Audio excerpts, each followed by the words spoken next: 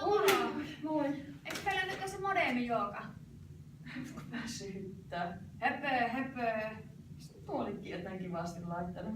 No tiedätkö mitä? Nyt nostappa se pylly ylös ja tehdään tuoliasento. Nouse. Elikkä tuoli, jännitetään vatsaljaksa ja istutaan alaspäin.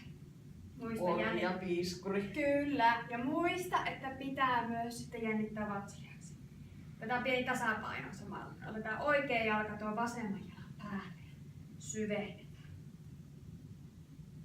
Aika hyvä, eikö ookin? Parempi kuin istua tuolilla. Noustaan ylös ja vaihdetaan toinen puoli. Jos me voitais päivä tehdä töitä tälle? Olisiko hyvä? Tänne voisi olla aika peppulias, voisi olla aika hyvässä kuulosissa. Mitähän nuo meidän muut työntekijät sanois, jos sanottaisiin kaikille, että nyt lähti tuolit pois. Se on kuule tälleen näin ja kun nyt tohon eteen, sitten ruvetaan niinku. Se on ihan totta, voisi olla aika hyvä. Nousehan Peppu ylös.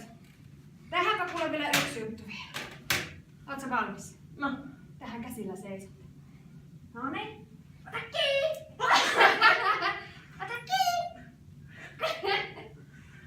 No niin, ja tämä on meidän joka toimiston perusasento sitten siihen perään. Kyllä lähtee! Moikka moi! Moi moi!